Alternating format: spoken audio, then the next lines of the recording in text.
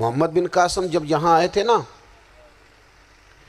تو ایک دن بڑے پریشان تھے، تو ایک بزرگ کہنے لگے آپ کیوں پریشان ہیں؟ کہنے لگے راجہ دہر سے مقابلہ ہے اور ہماری فوج تو سندھ کے رستے بھی نہیں جانتی، زبان بھی نہیں جانتی، لڑیں گے کیسے؟ 2-4 دن کے بعد ان بزرگوں کی دوبارہ محمد بن قاسم سے ملاقات ہوئی تو بڑے خوش تھے۔ کہا اب آپ کیوں خوش ہیں؟ کہنے لگے وہ میرا مقابلہ نہیں کر سکتا، میں نے تحقیق کر لی ہے۔ کہا کیوں؟ کہنے لگے نظر کا گندہ ہے، اور جو نظر کے گندے ہوتے ہیں وہ میدانوں میں ٹھہرا نہیں کرتے۔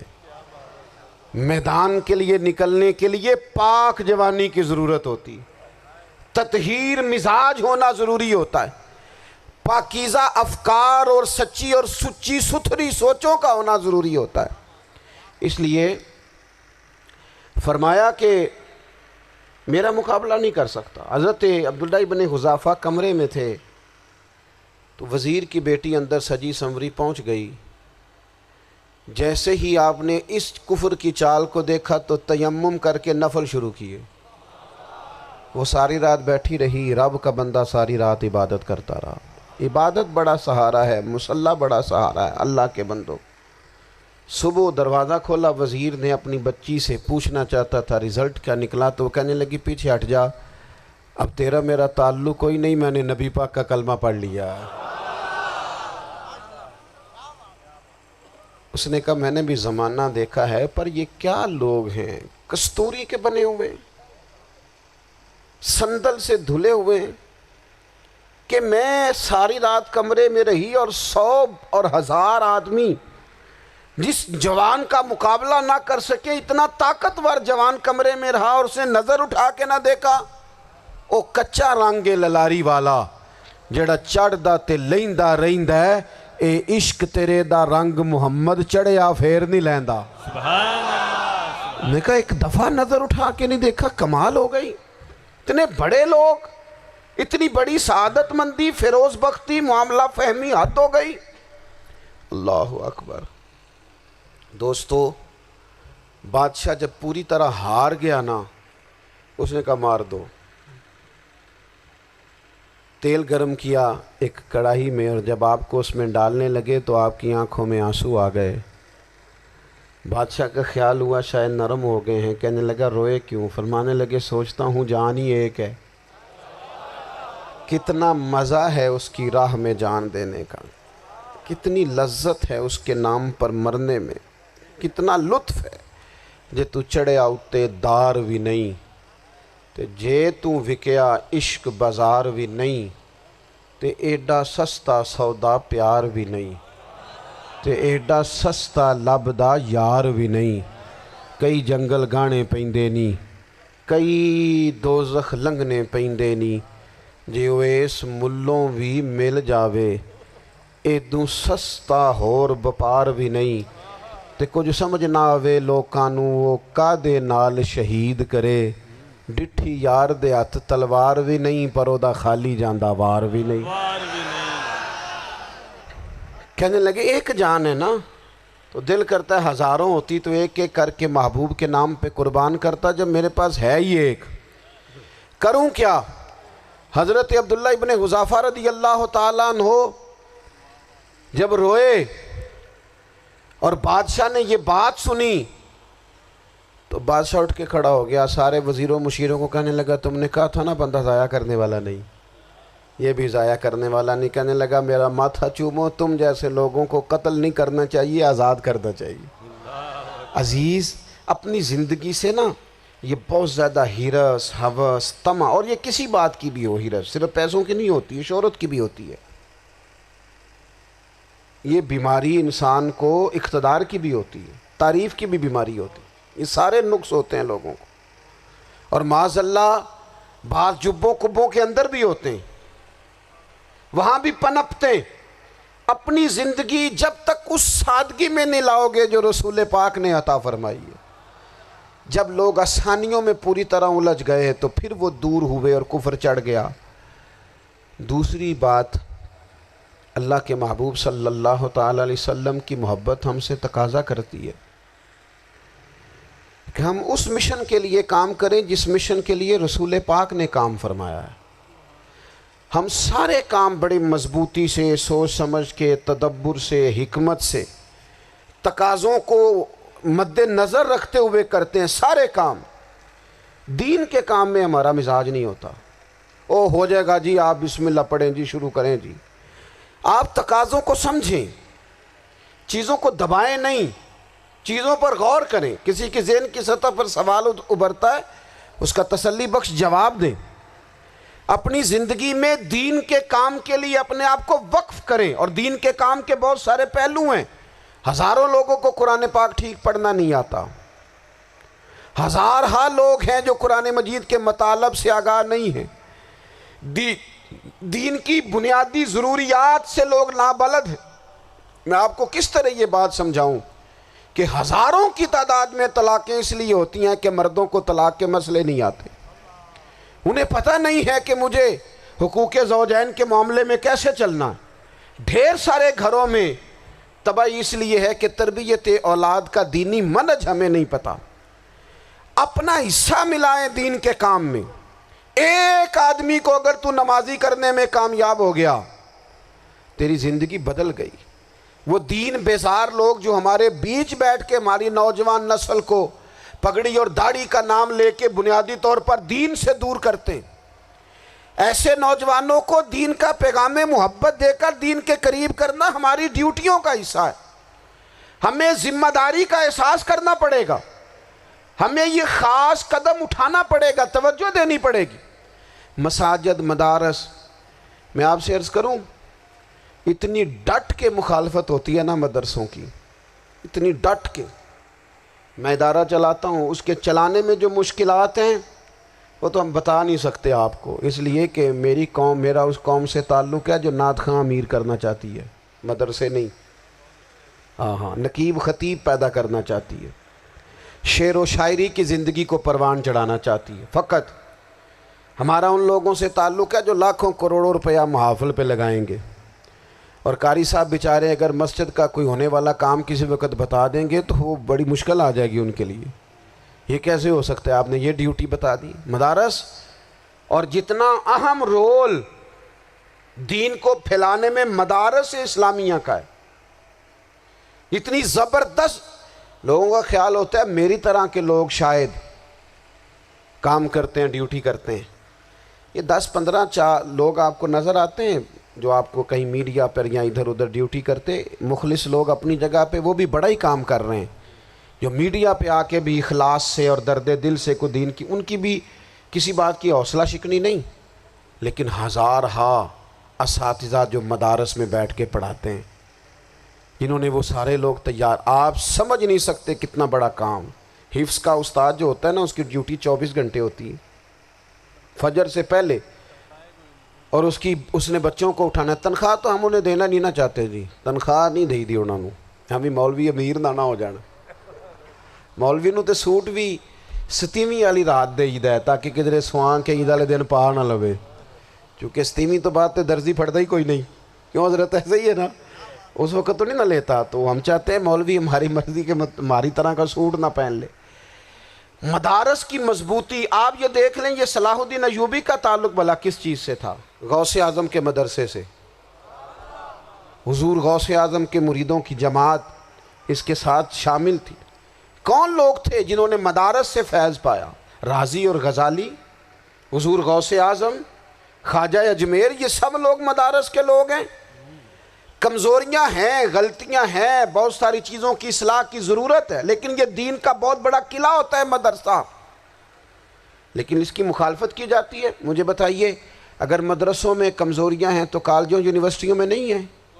ہم نے کبھی مخالفت کی ہے بند کر دو سارے؟ لیکن لوگوں کا جب خیال آتا ہے، جب ہمارے ایک سابقہ وزیر صاحب تھے، سر راہ کسی دعوت میں میری ان سے ملاقات ہو گئی تو انہوں نے کہا مدرسوں کا کردار کیا ہے آج کے ماحول میں؟ میں نے انہیں کہا کہ مختلف کورسز آپ کراتے ہیں نا، تو اس کے لیے پھر مختلف ویکینسیز ہوتی ہیں، جہاں بچوں کو مدرسے کا کورس کرایا جاتا ہے تو استاد بننا ہوتا ہے، اس نے خطیب بننا ہوتا ہے، مسجد کی ڈیوٹی کرنی ہوتی ہے۔ میں نے کہا آپ بالکل کوئی حکومت سرپرستی نہیں کرتی، لیکن اللہ کا فضل ہے، کبھی آپ نے حکومت سے سنی ہے جس میں جمعے والے دن مولوی نہ ملا ہو؟ جمعہ پڑھانے کے لیے۔ کبھی آپ کو رمضان میں ایسی مسجد ملی ہے جس میں قرآن مجید سنانے کے لیے حافظ نہ ملا ہو؟ یہ ہو سکتا ہے کسی حافظ کو مسجد نہ ملے۔ تو مدارس کے ذمے جو کام تھا مدارس نے جم کے کیا ہے اور ڈٹ کے کیا اللہ کے فضل سے۔ اور مدارس کے لوگوں کو بھی کمزور نہیں پڑنا چاہیے، کبھی کسی وزیر مشیر مالدار کے روب میں نہیں آنا چاہیے، قطعاً نہیں۔ کیوں؟ کہ یہ وہ عظیم لوگ ہیں رسول اللہ صلی اللہ علیہ وسلم کے دین کے غلام، کہ ابھی ایک لفظ نہیں پڑھا ہوتا الف با تا سا، پہلے دن گھر سے نکلتے ہیں تو حضور فرماتے ہیں اللہ کے فرشتے ان کے پیروں کے نیچے پر بچھا بھی دیتے ہیں، پہلے دن اتنا بڑا اعزاز ملتا ہے۔ تو حضور کی محبت کا تقاضا ہے، دین کا کوئی کام کیا جائے۔ ایک خاتون مسجد نبوی شریف میں جھاڑو دیتی تھی پر کوئی کام تو کرتی تھی نا۔ اور کس مسجد میں؟ جہاں 70,000 فرشتے صبح آتے ہیں 70 شام آتے ہیں، اس مسجد میں وہ خاتون جھاڑو دیتی تھی۔ بخاری ہے، جب ان کا انتقال ہو گیا صحابہ نے سوچا کہ حضور کو تکلیف ہوگی، بغیر بتائے جنازہ پڑھ دیا۔ حضور صبح تشریف لائے، تازی قبر دیکھی، اور محبوب وہ ہیں جو فرش پہ کھڑے ہو کے عرش کی خبریں دیتے ہیں۔ نبی پاک علیہ الصلوۃ والسلام نے فرمایا کہ مجھے اطلاع کیوں نہیں دی اس کے انتقال کی؟ یہ کرم دیکھو، کوئی ڈیوٹی تو کرتی تھی نا یار، پر خلوص سے، پر پیار سے، پر اللہ کو راضی کرنے کے لیے، پر درد دل سے۔ اور دین کی ڈیوٹیاں کرنے والے دوستو سنو، حضور صبح آئے، قبر کو دیکھ کر فرمایا مجھے کیوں نہیں بتایا؟ یا رسول اللہ آپ کو تکلیف دینا مناسب نہ جانا؟ تو قبر پہ کھڑے ہو کے حضور نے فرمایا صف بناؤ میں دوبارہ جنازہ پڑھاؤں گا، صف بناؤ میں دوبارہ جنازہ پڑھاؤں گا۔ کوئی ڈیوٹی تو۔ تیسرا تقاضا حضور کی محبت کا، سمجھو میں بس بڑی جلدی بات سمیٹنے لگا ہوں۔ حضور کی امت سے پیار کرو، یہ نبی پاک کی محبت کا تقاضا ہے۔ حضور اس بندے سے بڑے راضی ہوتے ہیں جو حضور کی امت سے پیار کرتا ہے۔ آپ کو پتہ ہے حضرت جبریل امین علیہ السلام نے معراج کی رات حضور علیہ السلام سے عرض کی تھی کہ اللہ کی بارگاہ میں عرض کیجئے گا میری بھی ڈیوٹی لگ جائے آپ کی امت کے ساتھ محبت کرنے پر۔ تو یہ کیوں کہا تھا انہوں نے؟ علماء نے لکھا اس لیے کہا تھا کہ حضرت جبریل بھی جانتے ہیں کہ حضور کی امت سے محبت کی بات کی جائے نا تو نبی پاک راضی ہوتے ہیں۔ امت سے پیار کرو گے نا، امت سے۔ ایک صرف بات کا خیال رکھنا، عقیدہ برا ہو تو بات دوسری ہے، ورنہ میرے محبوب کی امت کا ایک ایک شخص جو مدینے والے کا کلمہ پڑھتا ہے، جو حضور کا غلام ہے، اس کے بارے میں اپنے دل میں گنجائش رکھنا، پیار رکھنا، وارفتگی رکھنا۔ اور دوستو یہاں لوگ کس کس طرح گروہوں کو، جماعتوں کو سپورٹ کرتے ہیں۔ نبی پاک نے اس امت کی کثرت پر فخر بیان کیا، اور حضور فرمانے لگے 120 صفیں جنتیوں کی ہوں گی، قیامت میں 80 صفیں صرف میری امت کی ہوں گی۔ میں کثرت امت پر فخر کروں گا۔ ان لوگوں سے پیار کرنا ہے، ان کے دکھ درد کو سمجھنا ہے۔ پتہ ہے آج کیا ہوتا ہے؟ آج ہمیں نا مختلف چھوٹے چھوٹے ملکوں میں بانٹ دیا گیا، تو ہم کسی دوسرے مسلمان بھائی کا درد نہیں محسوس کرتے، ہم گھروں میں نہیں محسوس کرتے۔ پڑوسی پر ظلم ہو رہا ہو تو ہم کہنے پتر ساڈا نہیں مسئلہ، یہ مسئلہ ہے تینوں کی لگے۔ حالانکہ پڑوسی کی آگ اس لیے بھی کسی وقت بجھا دینی چاہیے کہ پڑوسی کی نہ بجھائی جائے تو اپنا گھر بھی زاد میں آ جاتا۔ آج امت مسلمہ سے ہمیں بس لگا دیا گیا اپنے حصے کی روٹی کماؤ، اپنے حصے کی کوٹھی بناؤ، اپنے حصے کی گاڑی خریدو، اپنے حصے کا کام کرو۔ امت کا درد، امت کی بات، وحدت امت کا تصور، امت کا دوبارہ سے وہ شان ارسل رسولہ بالہدی ودین الحق لیظہرہ علی الدین کلہ، وہ تصور کب ہوگا؟ اس وقت ہوگا جب ہم بات امت کی کریں گے۔ نبی پاک علیہ السلام نے فرمایا مسلمان کی مثال ایک جسم کی طرح ہے، جسم کے ایک حصے کو تکلیف ہو تو سارا آزمائش میں آ جاتا ہے۔ مجھے بتاؤ یہ انگلی درد کرتی ہو، یہ انگلی جسم کا حصہ ہے نا، تو میرا خیال ہے دماغ یہ کہہ دے گا کہ انگلی کی درد ہے نا مینوں کی لگے، دل کہہ دے گا کوئی نہیں ٹینشن لینے، انگلی کا مسئلہ ہے نا. ایسا نہیں ہوتا، بلکہ جب انگلی میں درد ہوتی ہے تو دماغ منصوبہ بندی کرتا ہے کہ اس کا علاج کیسے ہو سکتا ہے. دل پریشان ہوتا ہے، پیر چل کے جاتے ہیں، ہاتھ وہ دوائی وصول کرتے ہیں، دانت اسے چبا کر، حلق اسے نگل کر، معدہ اسے ذخیرہ کر کے جسم میں پھیلاتا ہے، پھر جا کے انگلی شفا پذیر ہوتی ہے. ایک حصے کو درد ہو تو سارا حصہ کام پہ لگ جاتا ہے. اسرائیل اگر تکلیف دے رہا ہے فلسطینیوں کو تو ہونا چاہیے تھا نا بعض مسلمان حکمرانوں کو نیند نہ آتی، وہ درد دل محسوس کرتے. ہونا چاہیے تھا نا کہ بعض لوگ یہاں ہم کیا کرتے ہیں بھلا بیٹھ کے. اب تو مجھے بعض چیزوں سے کوفت بھی ہونے لگا. ہم دیتے ہیں بیان، مذمت. آپ کے بیان دینے سے کیا ہوگا؟ فلانے نے بھی بیان دے دیا، فلانے نے بھی کلپ دے دیا. یہ کیا کر رہے ہیں؟ یہ تو آپ زندہ رہنا چاہتے ہیں. وہ جس طرح آج کل ہمارے ہاں بہت ساری چونکہ جماعتیں ہیں تو کشمیر ڈے آتا ہے نا تو مل کے ریلی نہیں نکالی جا سکتی، سوال نہیں پیدا ہوتا، کیونکہ ہمیں جماعتوں کو زندہ رکھنا ہے. اس جماعت کی خبر الگ لگنی چاہیے، اس جماعت کی خبر الگ. تو ایسے کوئی انقلاب آئے گا؟ یاد رکھنا امت کو پوری کو ایک طاقتور آواز بننا پڑے گا. ہمیں تھوڑا تھوڑا اوپر اٹھ کے سوچنا پڑے گا. خدا را اللہ تعالیٰ مجھے معاف کرے اگر کوئی بات میں سطحی کر رہا ہوں. دل کی گہرائی سے عرض کرتا ہوں اب تو بڑا سخت وقت آ گیا. اب چونکہ اب تو کیمرے کی آنکھ آئی ہے تو وہ زخمی بچے دیکھے نہیں جاتے، وہ تڑپتی مائیں دیکھی نہیں جاتی، وہ سسکتی اور آواز دیتی بیٹیاں سنی نہیں جاتی. وہ آوازیں ایسی ہیں جیسے وہ رات کے سناٹوں میں چیخیں بن کے لوگوں کو جگایا کریں گی. خدا را کچھ جرم ایسے ہوتے ہیں جن کی سزائیں بڑی سخت ہوتی ہیں، جن کی معافی بڑی مشکل سے ہوتی. اپنے اندر جذبہ ایمانی پیدا کریں. اور میرے دوستو بستر پر بھی تو لوگ ماری جایا کرتے ہیں نا. اپنی زندگی رسول اللہ صلی اللہ علیہ وسلم کے دین کے نام کرو. جذبہ جہاد، شوق شہادت اور عشق رسول، یہ عناصر ہیں جو امت مسلمہ کو پیروں پر کھڑا کریں گے. 2 منٹ کے لیے سوچو، امت اگر اسی طرح کٹتی رہی، پریشان رہی، دکھتی رہی اور باری باری کر کے. اقبال نے کیا کہا تھا؟ اس نے کہا تھا وطنوں میں، انہوں نے کہا تھا کہ ان تازہ خداؤں میں بڑا سب سے وطن ہے، جو پیرہن اس کا ہے وہ مذہب کا کفن ہے. تو اقبال ہم کیا کریں؟ کہنے لگے بازو تیرا توحید کی قوت سے قوی ہے، اسلام تیرا دیس ہے، کیونکہ تو مصطفی ہے. تو بحیثیت مسلمان سوچنا شروع کر، بحیثیت مسلمان. اور یوں تو سید بھی ہو، مرزا بھی ہو، افغان بھی ہو، تم سبھی کچھ ہو، بتاؤ کہ مسلمان بھی ہو. تمہارے اندر کہیں سے کوئی مومن بھی بولتا ہے کہ نہیں؟ علاقائی تعصبات اور ملکی سرحدوں میں قید ہو جانے والوں، تم ایک نبی کی امت ہو.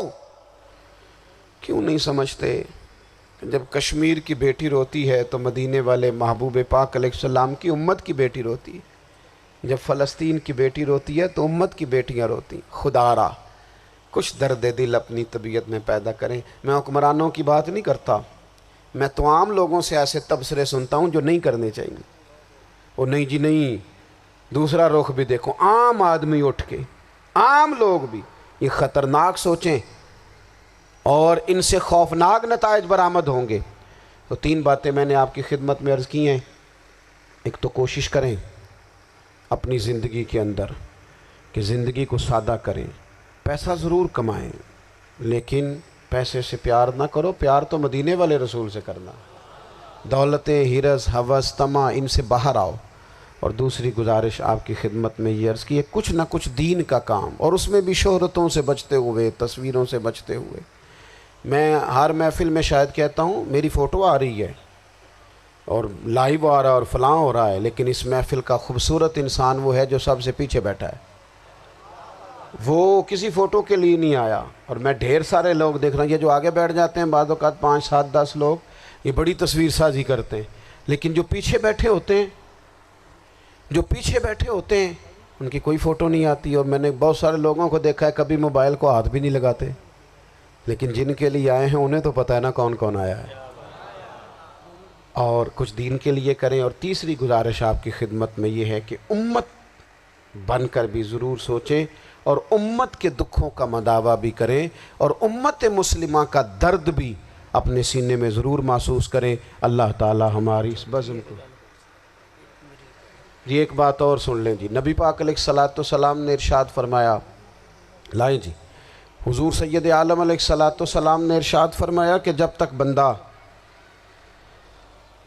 اللہ کے بندوں کی مدد میں رہتا ہے نا، اللہ بھی اس کی مدد کرتا رہتا ہے۔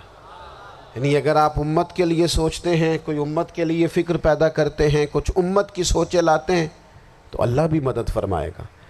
اور یہ بات اچھی طرح یاد رکھیں، جب بھی بندہ کوئی ایسا کام کرتا ہے نا جو خالص اللہ کی رضا کے لیے ہو، تو رب کی مدد ضرور آتی ہے۔